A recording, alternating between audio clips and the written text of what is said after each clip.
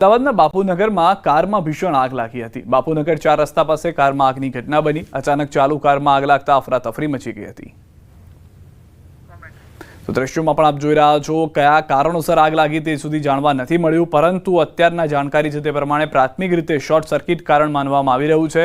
અમદાવાદના બપોરમાં બાપુનગર 4 રસ્તા એવા વિસ્તાર છે કે જ્યાં આગળ ભારે ટ્રાફિક હોય છે, એ દરમિયાન આ આગની ઘટના ઘટી હતી।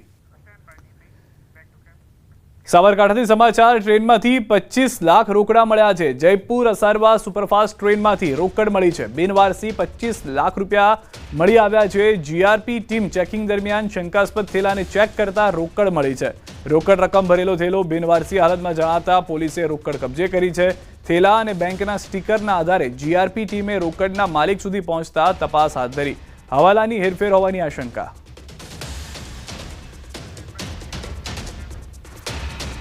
વડોદરાના બાપોદ વિસ્તારમાં મસમોટો ભૂવો પડ્યો છે। ભાઈલાલ પાર્ક 4 રસ્તા પરનો એક રસ્તો કે જ્યાં આગળ એકાએક બેસી જવાના દ્રશ્યો જોવા મળ્યા। અધિકારીઓ દોડતા થઈ ગયા। પાણીની લાઈન નખવાની કામગીરી બાદ યોગ્ય પુરાણ ન કરાતા ભૂવો પડ્યો હોવાનો સ્થાનિકોનો આરોપ છે।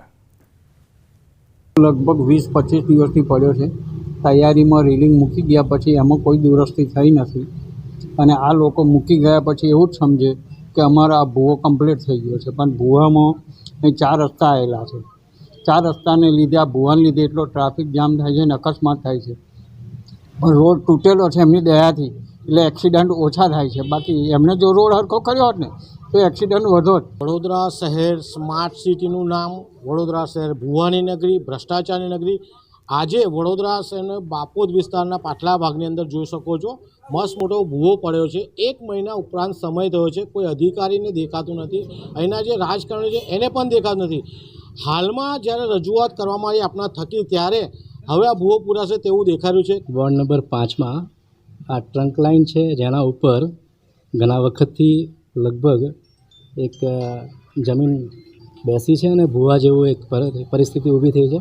તાત્કાલિક અધિકારીને હમણાં બોલાવ્યા છે અને આપણા જાગૃતતા સાથે આ કામ તુરંત થાય એવો અમારો એક પ્રયત્ન પણ છે।